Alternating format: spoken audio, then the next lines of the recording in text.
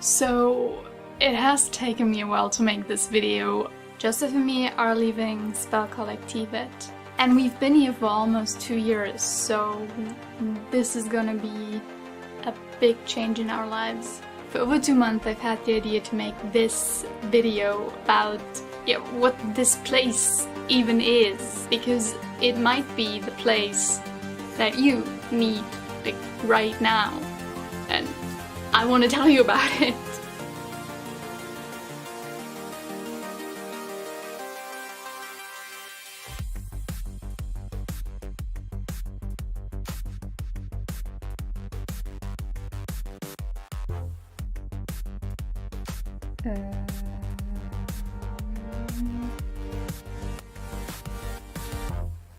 What the hell?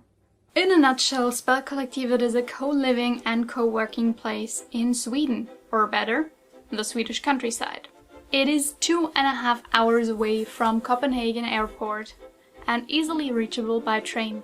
When we came here in October 2017, the house was in a different location. But since September 2018, it is located here in Väckelsång and it has space for up to 50 people. We are around 30 people right now. So why did Joseph and me almost spend 2 years at this place? First, the money. Hands down, if you live in any bigger European city, rent is probably what your money goes to most of the time. Rent at Spelkollektivet changes depending on like how long you stay and like when you come here, but usually I would say it is around 400 euros a month, and this is fairly competitive with like I would say most European cities. But now comes the best part. Everything that you need is included in the rent. What do I mean by that? By everything, I mean everything. You get breakfast in the morning, you get 2 warm meals a day, like somebody cooks food for you. You don't have to spend time cooking, you don't have to spend time shopping, you just have to show up and eat, and it's included in the 400 euro rent. You even get internet, electricity, water. They even buy the toilet paper and the shower gel for you. You can also still buy your own stuff here. You can buy breakfast stuff, you can buy things to cook and cook your own meal. There is a supermarket, but if you wanted to, you can just live here for 400 euros, not pay anything else. Number 2, and like I only have number 1, which is the money because it's so cheap, and number 2. So number 2 is the game devs. I'm gonna make this one really short, but there's just a lot of cool people in the house. Like, I've been here for 2 years. I've seen a lot of people come and go, but there's always been cool people, so I'm gonna meet other game devs and be surrounded by cool people. And come here. So now you are probably wondering, Simone, what does this magical place of wonder look like? And to that I say, let's do a house tour. I'm just kidding. I'm not gonna do the house tour now. I filmed this 2 months ago. Okay, so this is the outside of the house. And this is the room that you see when you first arrive. Right now it's a bit messy, because we just ordered new furniture. But then to the left. So this is the eating room, without food and without people. And recently it's been getting warmer, so and it's super warm and it's very nice. So hi, this is Simone from the future. Back when I filmed this, we didn't have this place, so now even more people can sit outside. Hooray! But it looks like shit now because it's raining, but believe me, it's super cool and nice when there's sun. So from the eating area to the dishwasher. No, I'm kidding. This is the kitchen, the homie's kitchen. This is our beautiful fridge. And this is mainly where we can just cook breakfast. If you want to cook. Because if you don't, then this is the professional kitchen where they cook the good food. But I'm not allowed in there. Yes. that was only slightly creepy. What else? Oh yeah, the warmest room in the house. Which looks like this at the moment, but it doesn't usually look like this. So this is the infamous pee waterfall, which you already know if you've seen any of the videos that I recorded in here. And this is where we have all of the board games. And yeah, this is also the room where we mostly hang out in the evening and just play and drink. Mostly drink, really. So all of the board games are from the house. I think some are from the homies, but mostly it's from the house. Oh yeah, there's also, now that I'm seeing this, there's D&D sessions every couple of weeks, but it depends on who's in the house at the moment. So right now there's a lot of people that like to play D&D, so there's a lot of D&D going on, but like we had phases where there was no D&D players, so yeah, no D&D. Makes sense! Let us continue. Hello! Alright, hallway number 1 with renovations. So this is the renovated area of the house. It has, I don't know how many rooms, but in all of these doors there's rooms for the homies. And this is the area that is getting renovated. So this will be like a just sitting, chilling, reading area. And yeah, this is the renovation where there's more homie rooms being made. I actually haven't seen these. Sponsored by IKEA. What? Let's finish the bed. Yeah. But I have it on video that it's not finished. So should I come later when it's finished? And then film again? Okay. Yeah, or you can finish it. Okay. No, I'm not gonna finish it. I have important YouTube work to do. I don't have important YouTube work to do. As you can maybe hear, this is the shower. This is where you get clean, I suppose. Zoom. If we go around this corner. Ta-da! This is the second hallway. Again, these are all homie rooms, but these aren't renovated. Front section here. There's like these 2 rooms are renovated and in the rest there's people living. And I think in this nice and yellow back section there's only like 2 or 3 rooms here there where people are living. Oh yeah, back there is like more rooms. And now we go down to the basement. Just keep working. Just be normal. Just act natural. You're doing a very good job. You don't show any of the trash. Oh yeah. Where is the trash? I just blur it out. There. Oh, So this is the trash.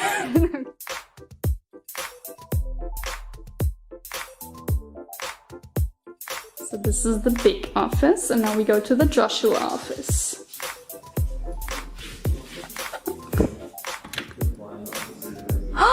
It's not the Joshua office anymore. I used to work for a couple of weeks. So this is the It's empty. empty. The empty office. The empty room, yeah. Yep, we leave this room. Ta-da! Oh, and this is the quiet office, now with improved sunlight blockage. Bye. This office you probably know the most, because this is where I almost film every game jam ever. So another dark and scary corridor, and it leads into the Netflix room. So this is the room where we have all of the consoles, the big TV, all the sofas, basically for gaming and watching TV. Opposite from the Netflix room we have VR playing room and the VR, I guess, setup room. If we continue down this path. Hello! So this is the second Netflix room. Now we enter the area that is not really renovated as much. And in here we have like an esports room that exactly has room for like 5 people, but none of us use it. And I think there's kids from the town that use it. And opposed to that we have... Hello? So this is the gym. We sometimes use it. This is actually in use very often. Ping pong table and gym. Let's go.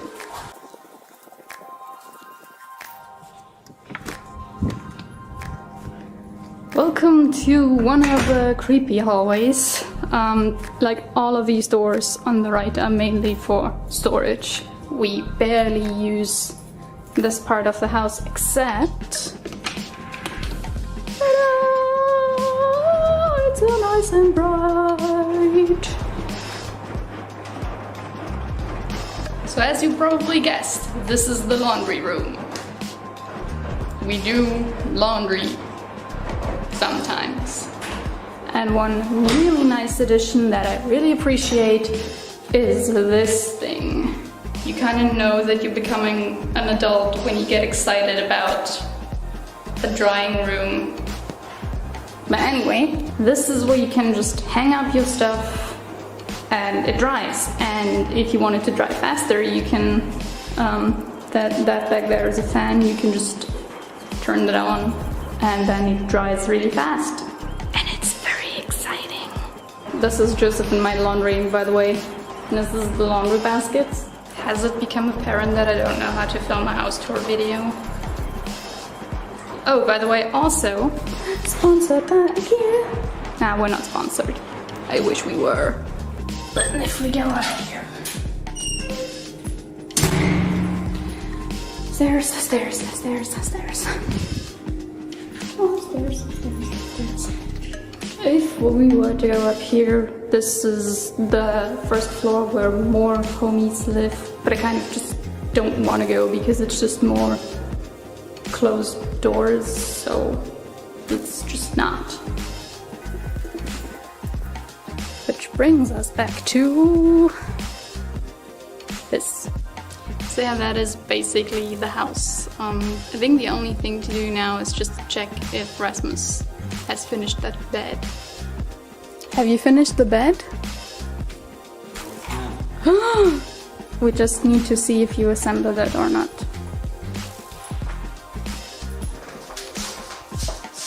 Ta-da! Bed.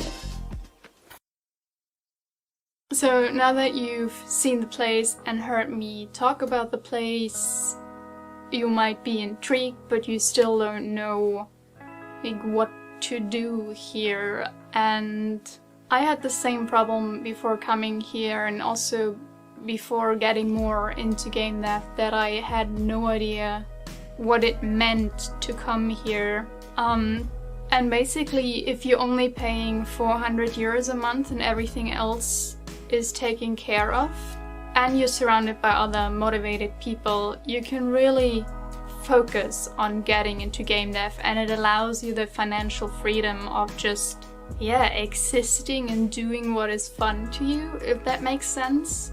To give you guys kind of an insight of what my life has been like here. I also filmed what a typical day in my life at Spelkollektivet looks like.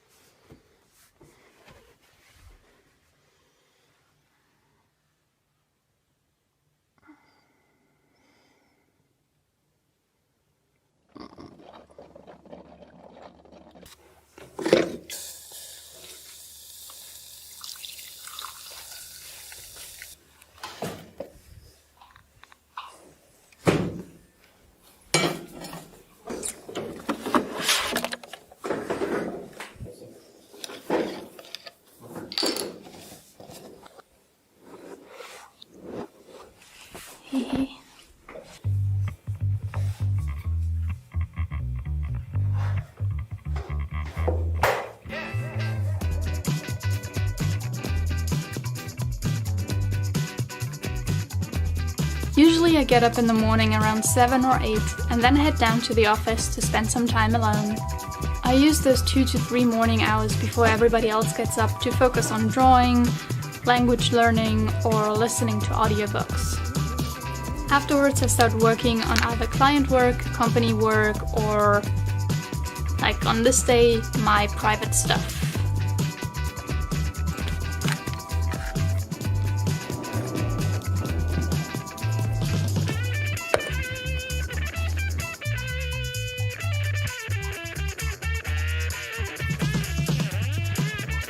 So yeah, that's mainly the mornings. And food.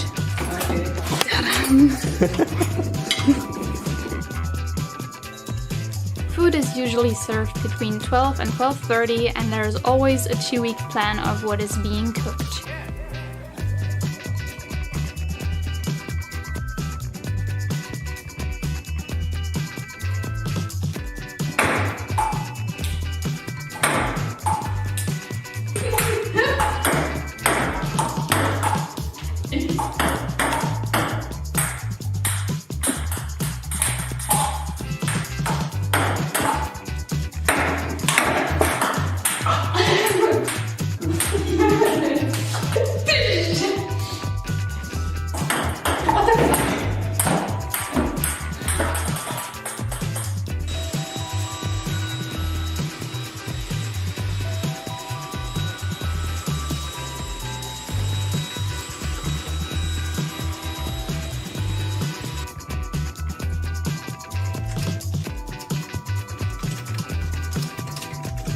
Wow, isn't this super exciting?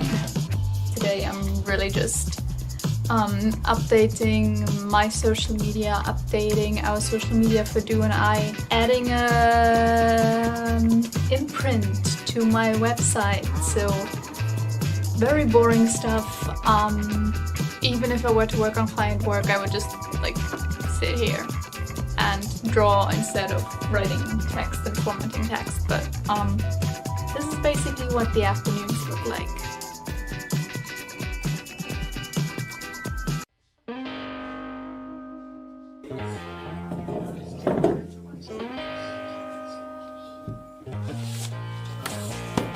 However, this afternoon, one of my housemates decided to have a spontaneous portrait drawing session with Joseph.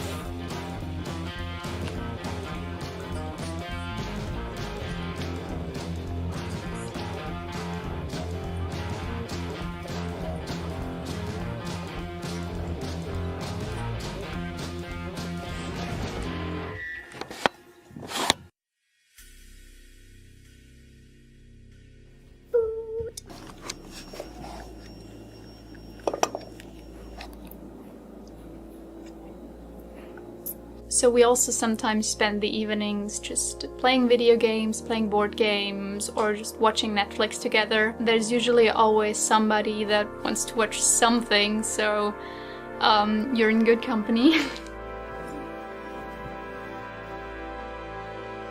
Good night. And that is pretty much my day. But then again, there's also days where we don't work at all.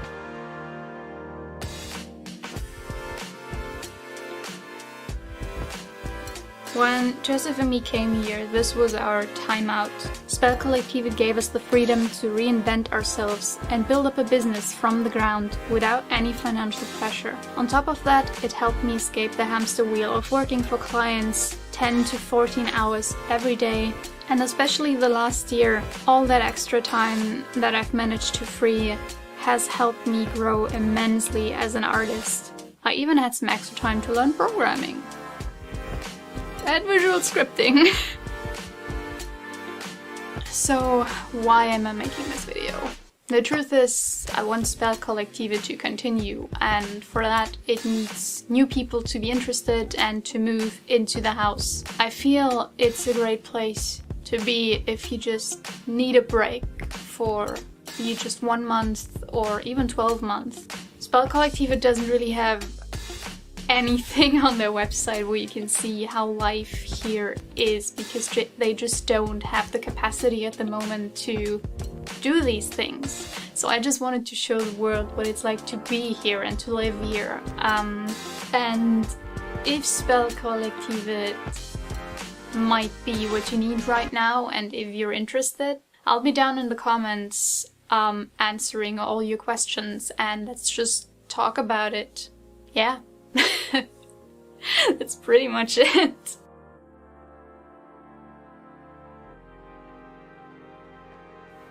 Mitzi, no. You know I can't let you in.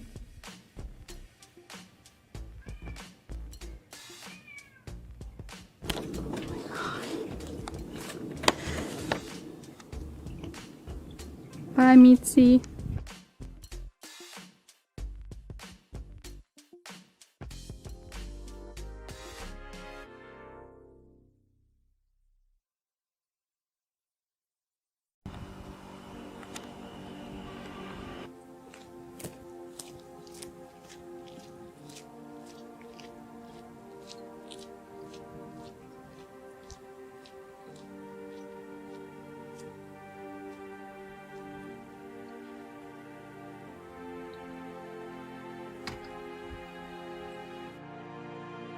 So, it has taken me a while to make this video. Joseph and me are leaving Spelkollektivet, and we've been here for almost 2 years, so this is gonna be a big change in our lives. For over 2 months I've had the idea to make this video about what this place even is, because it might be the place that you need like right now, and I want to tell you about it.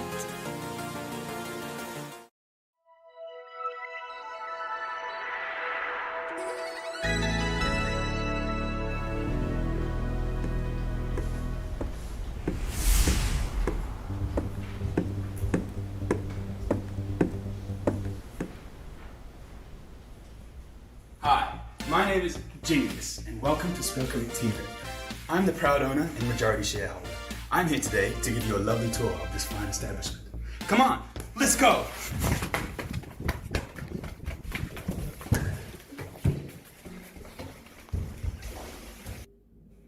This is the North Wing, one of 3 residential areas here.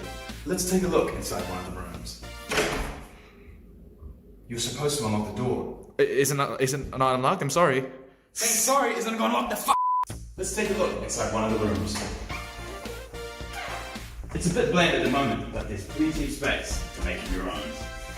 And would you look at all these rooms? Laundry.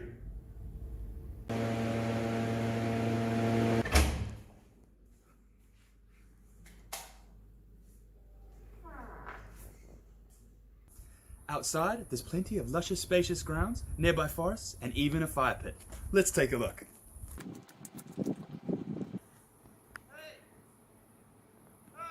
That's great, but come on back. There's more house to see.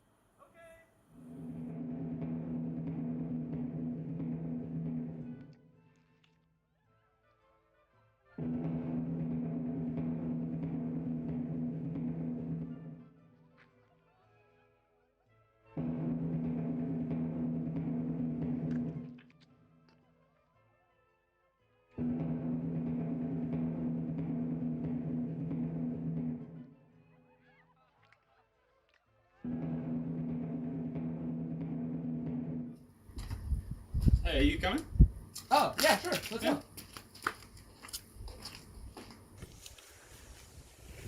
Did I mention? We're all actors.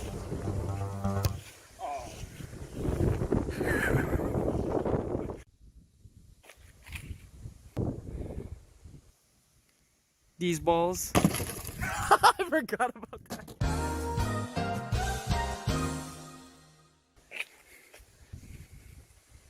So come on down, stay a while. You're gonna love it here.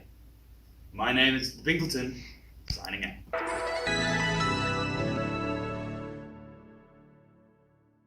So, what do you think? Pretty good, huh? You're fired!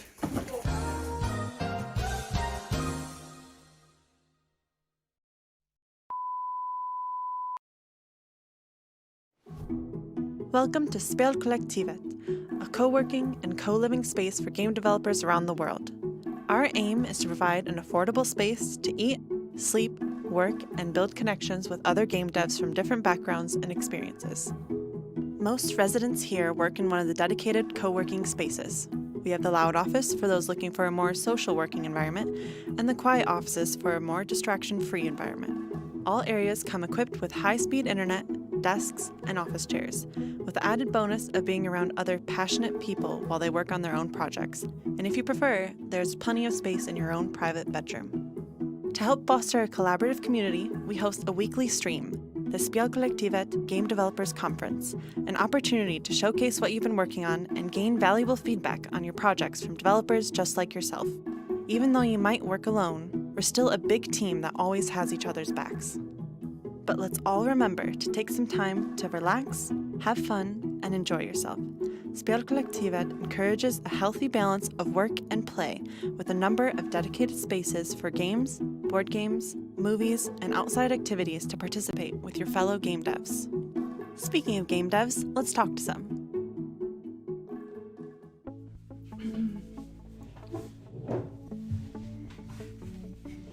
Just settle in. All right. Hi. Hello. Hello. Hello. Yeah, hi, I'm Matej Jan. Hello, I'm Marijke. I am Megan McCurdy. I'm Adam. I'm Anneke. I'm Michal. I'm Jovi. I am Belinda. I am Fio. I'm a composer from New Zealand. I'm from Germany and I am a solo game developer. I'm from the Philippines and I'm an artist that works in the game industry. I am an indie game developer. I'm helping her with her stuff. Also, I help in the house. I'm from Czech Republic and I'm the developer of Lords and Villains. I'm from Germany and I'm an art director / UI UX designer for Hotel Magnate. I come from Slovenia and I am a pixel artist and game developer. I came here to focus on the development of my game and have more free time and be around the community of indie game developers to get some support from my peers. I was already working alone on my projects and I just wanted to be part of a community and be part of a group of people that have similar interests. I felt a little bit stagnant back at home. I wasn't getting anywhere or meeting a lot of people in the industry, so I just took the plunge. We both thought about, hey, let's make a trip just where we can do programming. At this time we didn't know that Spelkollektivet existed, and it was a really nice coincidence that we found this place and could just work on software. I wanted to experience what life was like living abroad. The idea of living together with other passionate game developers was really interesting to me. I miss how my life was working from an office when I had a normal game development job, but I still want to work on my game, and so being here is the best of both worlds. I can work on my game and be in an office with other game developers, and it's even better because we also live together and it's really nice to have like-minded people around you.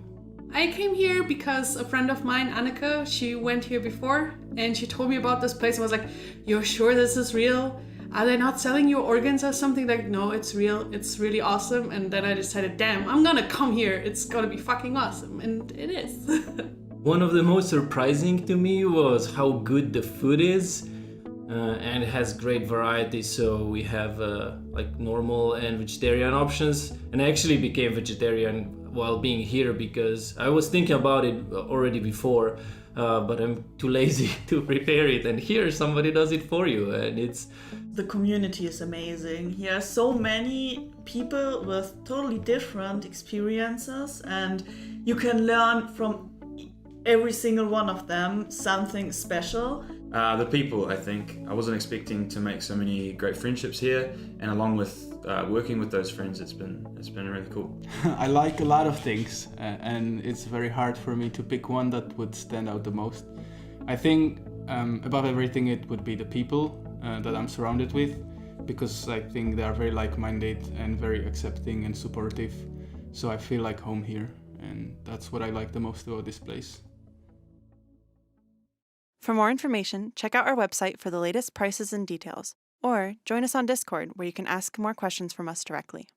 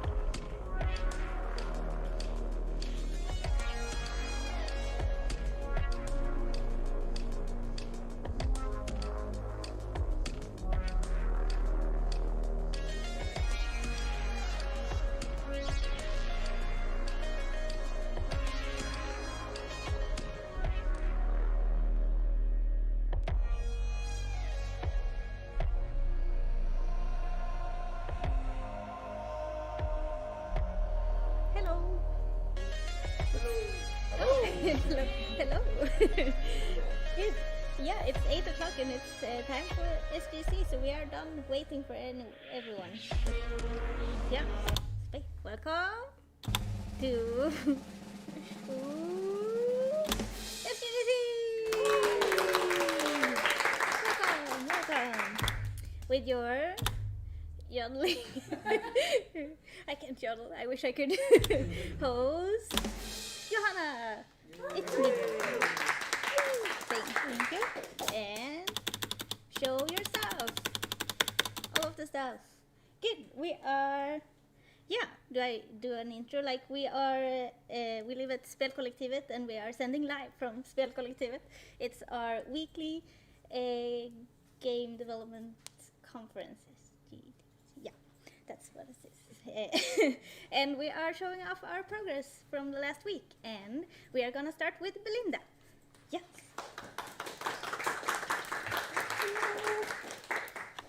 So, I guess you do the intro yourself nowadays. yeah, I can. Does it not? Ah, it does. Awesome.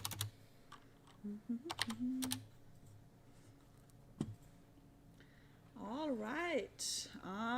It will be a pretty short presentation, since. Okay, so.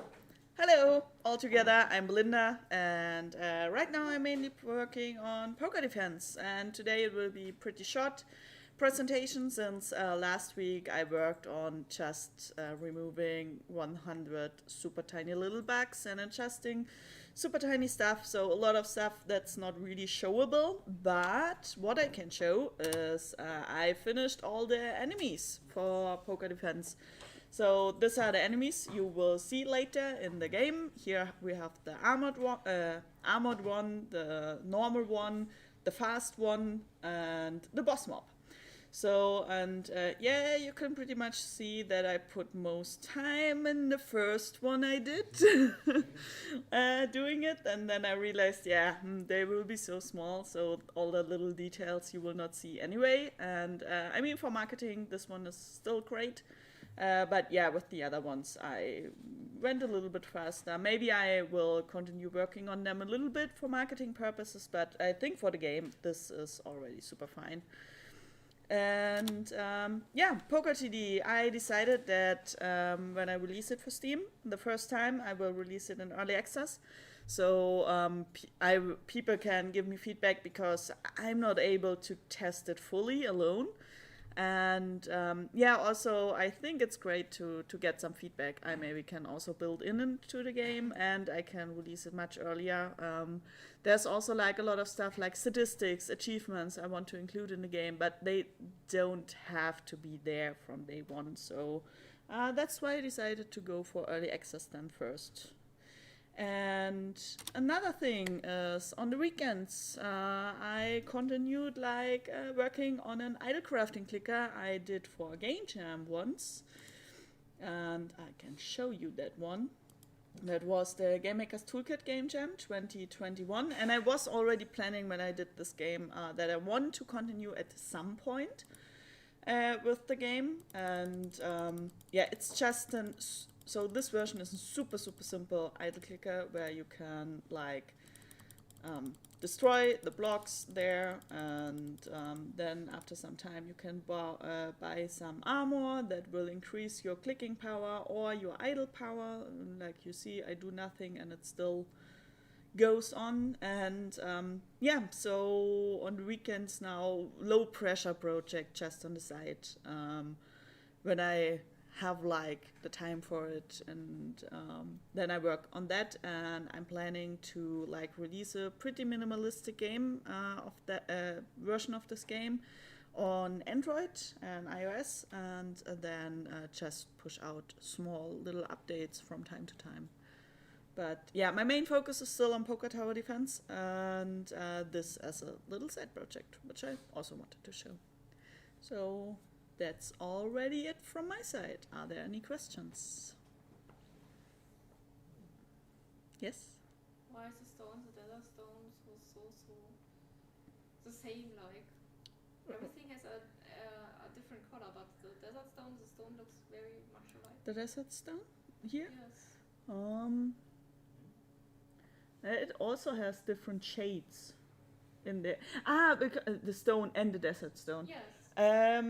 Yeah, that was because I did it for a game jam, and there was like a limited amount of time. You see that the hue is a little bit different. So yeah. I'm in the game itself, which I'm doing right now. It will probably also happen that there are some items that look similar, but. That was fun. Yes. This is more of a rhetorical question, but is it wrong that I automatically thought I could dress up the rocks? That I could put trousers on the rocks. Interesting. Belinda, repeat the question for the screen. Yeah. So Brian asked if it's weird. Is it weird that I thought you would dress up the rocks? Yeah, Because I've seen all the clothes. It's like, I want to put trousers on the rocks. Okay, so Brian wants to put trousers on the rocks. Actually, that could be a feature. I keep that in mind. But yeah, I would like to know more about the thought process behind it. Okay, nice. Yeah. Any more questions? Yes, Andreas. What actual features are you considering for this? So the question was what actual features I'm considering for this game. So right now there are 2 different biomes. So we are here in the first biome, which has 4 different blocks, like the cactus, desert stone, desert tree, and cactus flower. You get in the second one, but for that I need to process to the second biome. I need to buy this eggs here. And so in the version I'm working on right now, there will be 7 different biomes with 4 to 9 different block items each. And then there will also be more different stuff you can craft, not only armor, there will also be more different axes and other items, and you will have see more numbers about how high is your clicking power right now, actually. And yeah, that's for the very, very first version. Later on, I have a lot of ideas like chests and a skill tree should also be in there. That will probably, like a super simple skill tree will be in the first version, and but that one will then expand and get bigger with updates. Yeah. Are there more questions? All right, then thanks for listening.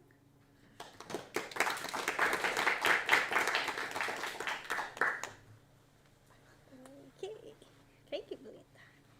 And we are, if I find the list, where is the list of people who are showing? I think we have 5 people showing in total today. And next would be Laura, if that's okay. Yeah. Laura and Tim. Hello, I'm not Laura. No. Good.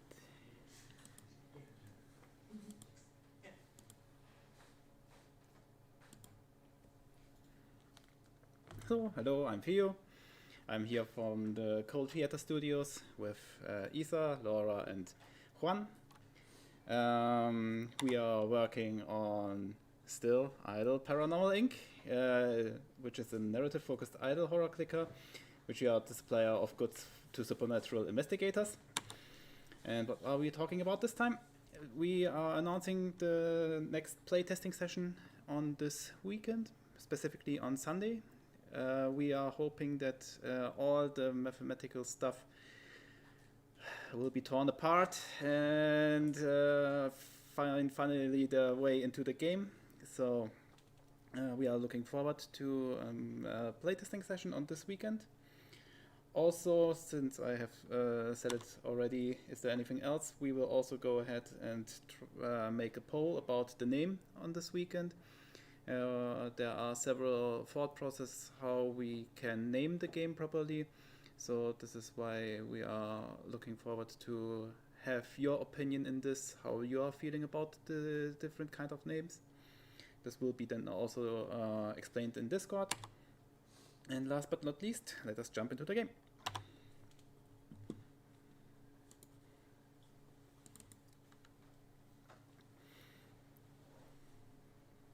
So in the game there are currently few changes, like we had here a book the last time, and now we have a proper shelf for this.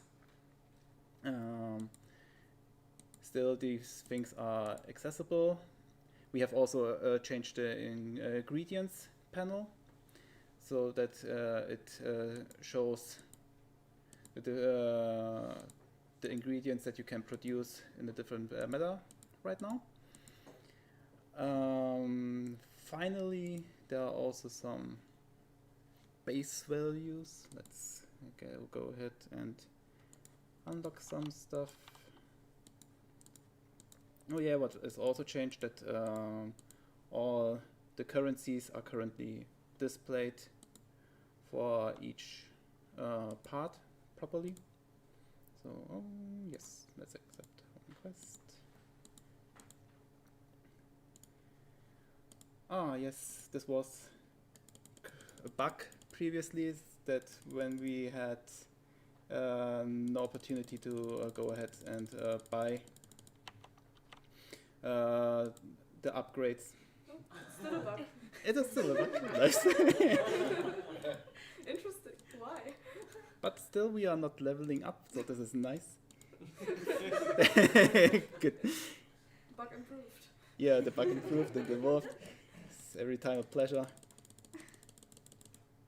Still around but disarmed. Yes. Nice. It's every time nice to break a game.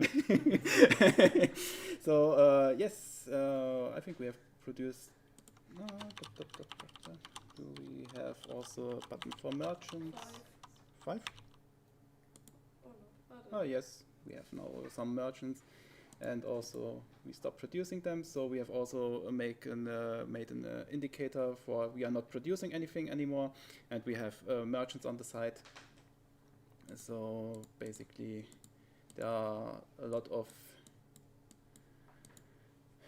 new things into the game, and yeah. Show the color. Show the color. Yes, we show the color. So since we have a few little things currently here, let's place. Yes. So we have the opportunity to have light, and we had also the thing that people were kind of thinking, so yeah, this is meh, so let's make it green, pump it up. Wow. Now this is green. So basically we have now the opportunity to select it properly, and if you are going to have a more intense color, then also the items will get a little bit of the color, but not as intense like the background itself. So yeah. Anything else that comes up into mind? But I don't think so currently. Table tiers. Table tiers. We Yes. have to unlock a bunch of recipes for that. Yes. Unlock everything. So.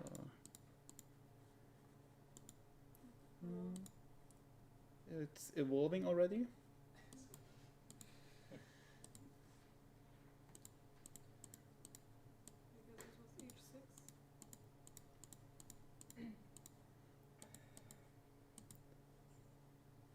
No, not.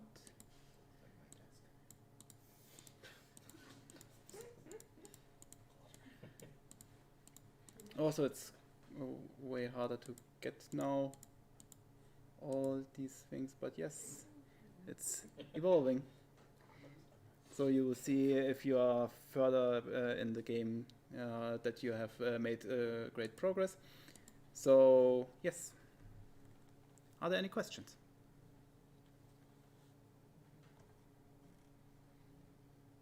Yes? What time is your playtesting on Sunday planned? Most likely like last time around 3. But you can also say, hey, I want to make the playtesting anywhere during the next week. If you say, I don't have the time on Sunday, so if you feel like you want to test our game, feel free to ask us directly, and we will send you then an opportunity. There was a question from the chat, but I don't think you can answer it. Okay. So Challenge accepted. Okay.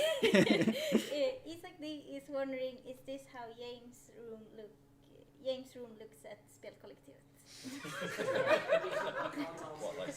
So I can answer this. It's not quite the complete thing because he has a big cabinet in his room and a bigger bed.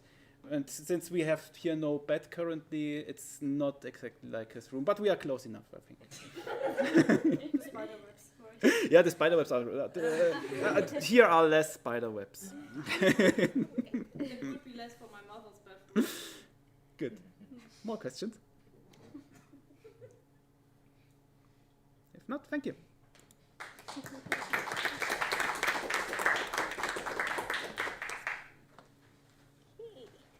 Thank you, Theo, and the Cold Theater Studios.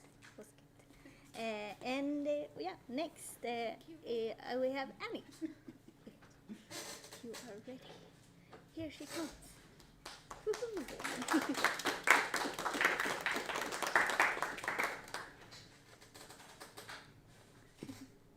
Hello everyone. I again just put all my stuff in Discord.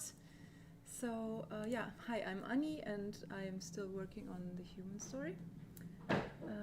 And this week I have been working on making concept art for the historian and the owl, who are the two characters that actually narrate the whole game while the player is like looking for different objectives. So I'm gonna first show you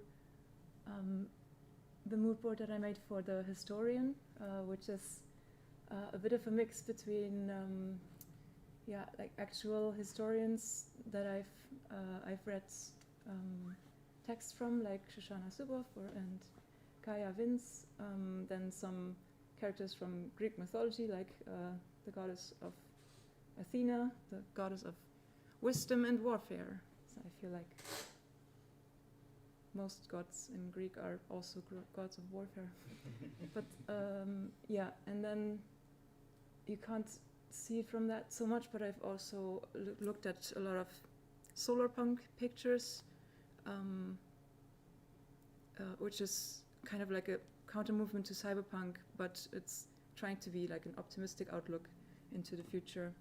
And so I wanted to kind of have this mix of academia and optimistic look into the future.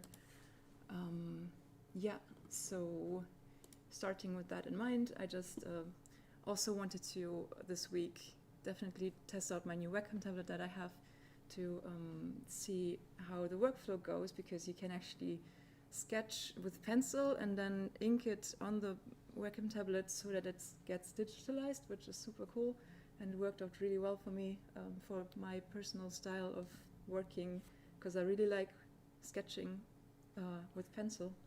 So I made a sketch first, just to get into it. It was basically a sketch of her, and then I colored it, like I digitalized it and colored it in Photoshop. Yes, so before I go on with the historian and the owl together, I also made a mood board for the owl character, who is a student of the historian, and classically the owls are the wise animal, and this character is a young owl that wants to be wise but's kind of overwhelmed by modern society and doesn't really yet grasp any of it. So these are some inspirations that I went for, some of the feelings that I want to capture with this character. I don't know. So, and this is a sketch, quick sketch that I made yeah, I really wanted to have some sort of contrast between the two characters,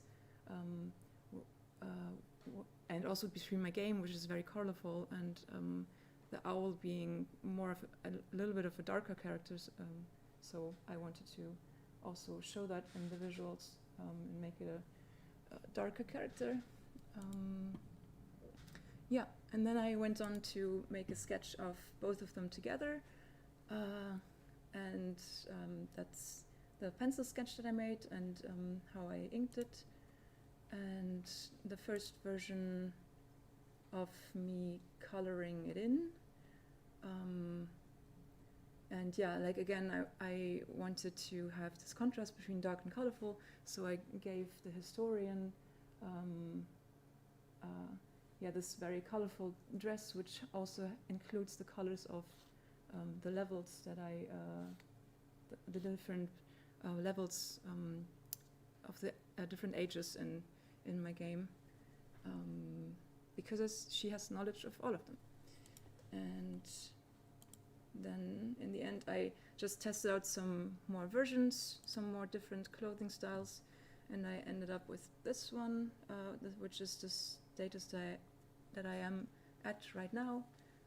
I still want to color it more in, render it more, shade it more and stuff, but I'm actually quite happy with the characters, how they work together, and yeah, how they turned out. It's kind of like one of these classical like Sherlock Holmes Watson team, where there's one student character, or like one character that asks a lot of questions, and one character that knows a lot and can share a lot of that knowledge. And yeah, that's me. Any questions?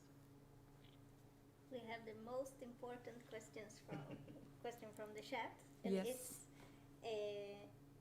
will you be able to put hats on the owl? It's very important. There is a correct answer. I'm sorry, but no. No. There's no customization really in my game, because it's not the type of game that is. You can draw fan art with hats on the owl. Yeah. Yeah. That would be awesome. I would very welcome that. Yeah, cool. Thank you very much.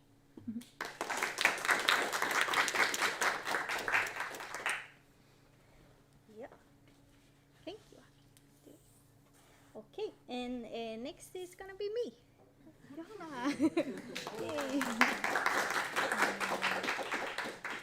Yeah, and I need to find my stuff. Okay.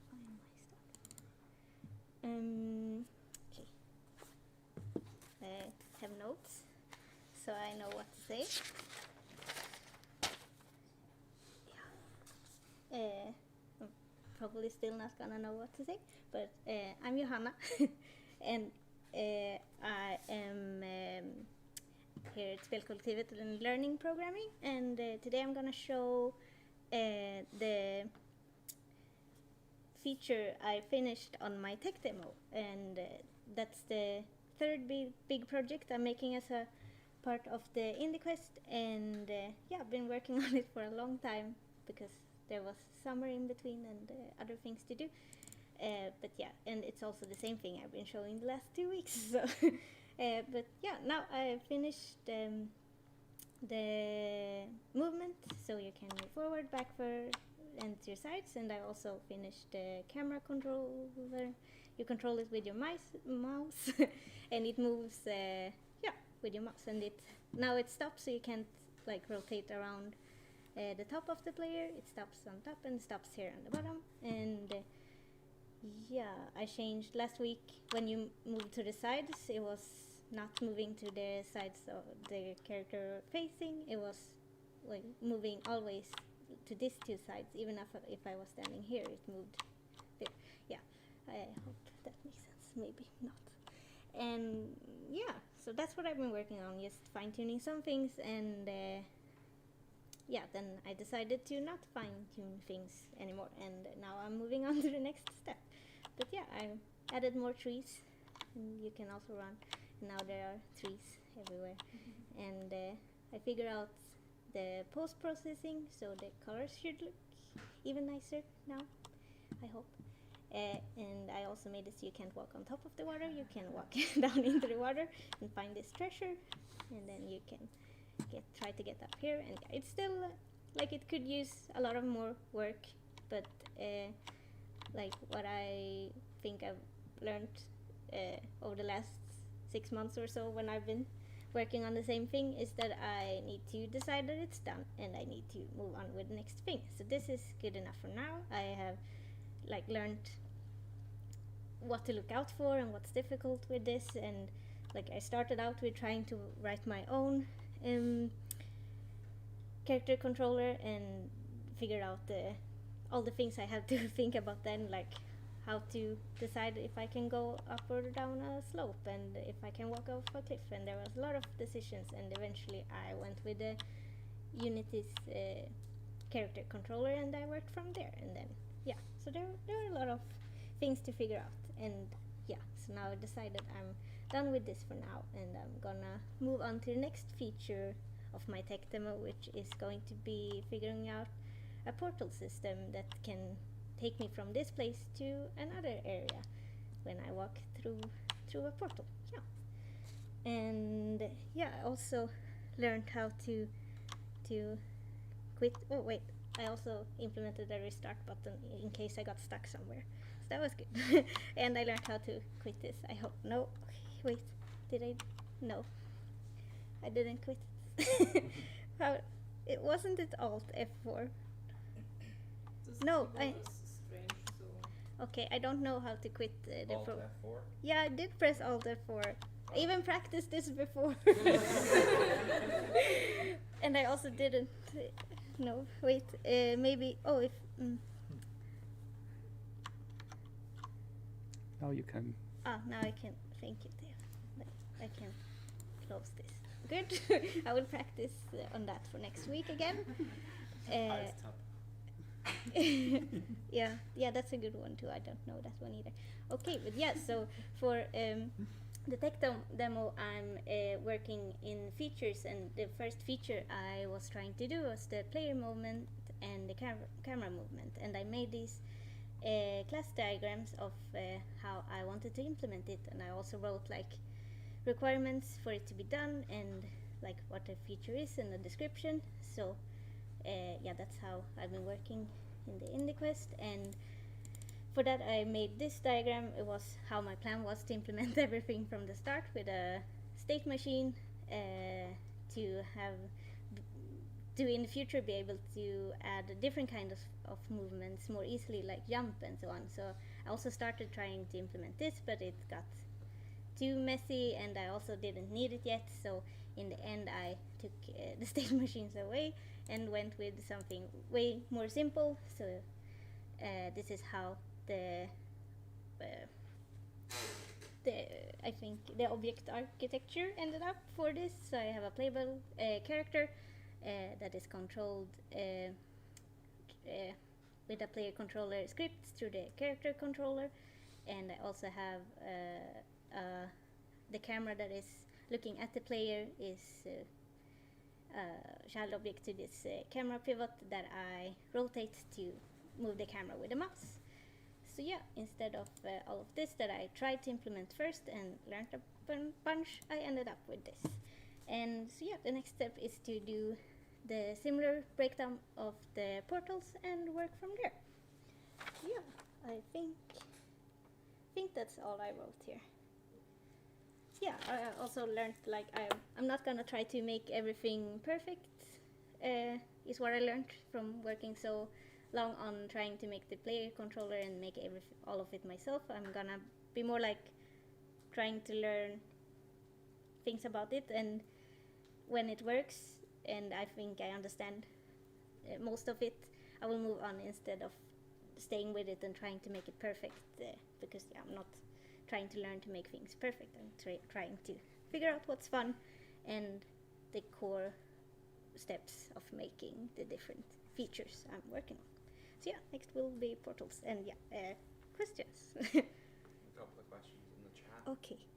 one from Matei saying, will there be an oxygen bar when you go underwater? Okay, so Matei is asking if there will be an oxygen bar when you go underwater, and no, because that's an extra feature, and I'm not adding that. The other question is from me in the chat. Oh. Do you have any plans to replace the undercover sausage character? That's what I describe him as. So what I get from this question is that Brian doesn't know how a sausage looks like. And That's a sausage in packaging from a shop. It's like in the plastics. It's a rope texture on the character, so it's a rope. I will also work on 3D models, and I might get to modeling a character. I don't know yet, but it's not, since it's not gonna be an actual game or a full game. I'm not gonna focus on it. But if I happen to want to make a 3D character, then I will probably. Yeah. Also, there's a question if the player is modeled after games. No, it's not. It's a rope. I said it. It's a very short rope. Yeah, with a nose. Yes. Yeah. Thank you. I think. And yeah, then we are at our last showcase, and it's from Matei, and he's gonna show a video that he sent here. And as an intro, I'm gonna say that this is this week he continued to work at the pixel art learning materials for the Indie Quest. Yeah. So now I'm gonna show it. Yeah, I'm gonna mute the mic. I'm just gonna. Oh, it's already started. On the volume up on the video. Yeah. To full? Yep. Okay. Now I'm muting the mic. No. Okay. Hello, friends. My buddies from last time, the ducks, were kind of like fuck off. So here are my new friends. Yeah. I think they were just smelling each other's buttholes. All right, no more butts. Here we are, back to pixel art. Last time we stayed here at mission 4 with the landscape sketch, and now we go forward into colors. Time to add colors. So first of all, you'll just explore a little bit what your software that you're using has available to pick colors, what kind of things to look out for, how to put in palettes, because that's the very important part about pixel art. Almost all pixel art is done with limited palettes, and so you will go explore what kind of existing palettes there are. There's a lot of hardware palettes from old video games and others that artists have put together and shared. There's this page low spec that you can go to and find. And then the mission. What do you do with the palettes? You will do a remake of a game, obviously just a screenshot. So I'm really fond of these remakes that stay close to the original when they're doing, and they just recolor the whole thing. Just bring it up a little bit, up a level. Here's the game Fairlight, and then here's some remakes from one of my good buddies here in Slovenia, Emberhard Games. He takes Apogey's old DOS games. Here's Secret Agent, and then this one's Monster Bash. So he takes an old EGA screenshot and then recolors it, puts in all the cool stuff. So yeah, you will be trying something like this. Here's another example of a ZX Spectrum game. When you go into more colors, you can also add in details if you want to, but you don't have to. So here's my example of how you can do this. I think the best way to go about it is take a Game Boy screenshots, because it's already shaded in 4 shades, and then you pick a limited color palette and apply, and figure out which colors you think would work best. So should be a fun exercise. I'm looking forward to see what kind of favorites you're gonna pick, and then it's time to actually start drawing yourself, like shading yourself. You've been already drawing in mission 4. And now for mission 6 towards it, you will be shading. So shading, creating all of this, conveying 3D information of objects.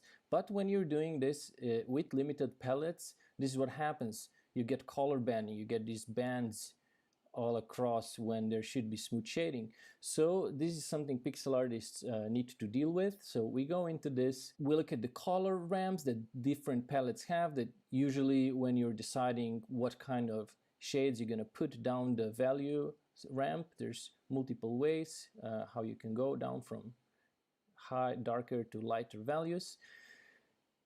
Here's some palettes, here's the hardware palettes and some palette analysis, a lot of interesting stuff. The next topic is band compression. This is, zoom in. Here you can see you can push where the transitions between the bands happen because it leads to different aesthetic looks.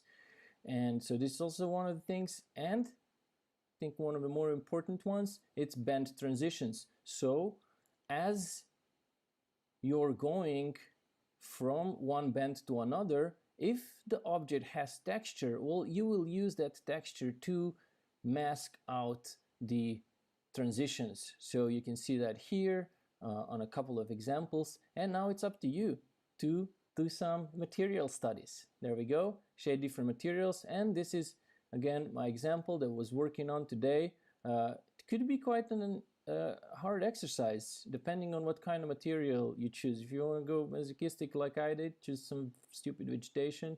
Otherwise it's going to be easier with some rocks and stuff like that. Yeah, I'm already working on the next part, which is gonna take cluster work, and but yeah, that's for next time. As for this time, looking forward to seeing your screenshot remakes and yeah, material studies.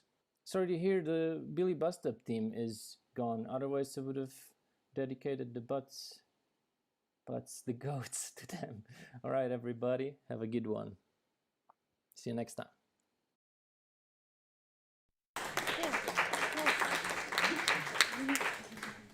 Yeah, thank you, Matej. Looks fun. Yeah, so Matej is in the chat if anyone wants to ask a question. Did the chat have any questions?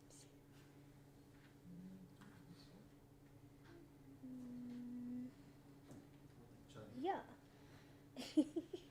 In the chat there was asked which is Matej's favorite fruit to recolor, and his answer is a mango. Yeah. Yeah, I think that's it. That's all we have for the online presentations for today. We are gonna continue here with some offline presentations that you would have to come here to see, and do that. That's fun. Yeah, I don't know. Bye. Yeah, very fast for this week. But yeah, we are back next week too. So there's always next week. I don't know how to turn off the stream. Windows control. Windows control. Keep talking until it's